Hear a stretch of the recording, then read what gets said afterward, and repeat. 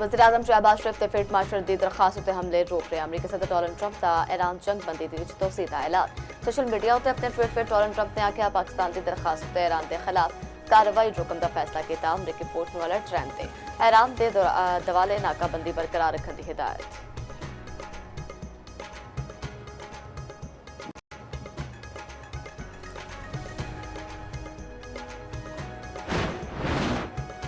वज़ीर-ए-आज़म दा जंग बंदी दे लई तसील दे सदर ट्रंप के नाल इज़हार तशक्कुर। वज़ीर-ए-आज़म शहबाज शरीफ ने एक्स उत्ते अपने पैगाम विच आख्या फील्ड मार्शल सईद आसिम मुनीर ते अपने वल्लों सदर ट्रंप का शुक्रिया अदा करदे आं।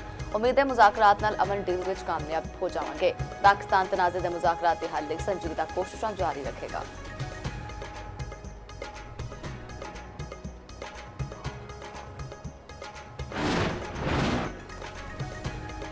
अमरीकी नाकाबंदी खत्म होने के बाद मुज़ाकरात मुमकिन नहीं। अक़वाम मुत्तहिदा दे विच ईरान के मुस्तकिल मंदूब अमीर सैयद एरवानी की गलबात आख्या तेहरान नूं अमरीका नाकाबंदी खत्म होने तो मुतल्लिक इशारे लभे।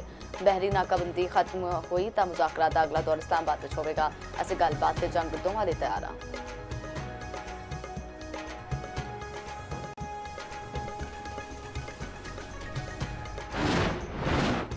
अमरीका के दिफाई बजट में 42% वादे की तजवीज़ अमरीकी तारीख का सब तो बड़ा दिफाई बजट होगा। 4181 खरब 87 अरब रुपए का दिफाई बजट तजवीज़। बहरी जहाज लड़ाका तैयारे गोल्डन रूम लिए 750 अरब डॉलर शामिल। पेंटागन ने दिफाई बजट दियां होर तफसीलात जारी कर दित्तियां ने।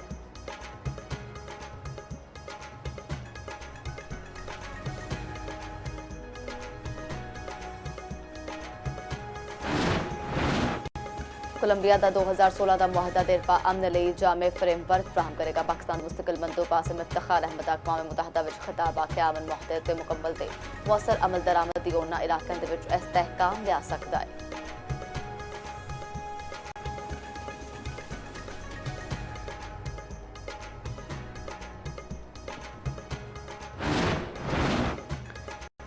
लाहौर कलंदर्स ने कोयटा ग्लैडिएटर्स नूं रन तो शिकस्त दे दी। दूजे मैच मुल्तान सुल्तान ते विंडीज नूं 6 विकटां नाल शिकस्त दे चुकिया। इवेंट विच अज 2 मुकाबले होणगे। पहला मुकाबला कराची किंग्स ते पेशावर ज़ल्मी के दरमियान लाहौर दे विच होवेगा। दूजा मैच हैदराबाद किंग्समैन ते मुल्तान सुल्तान के दरमियान कराची विच होवेगा।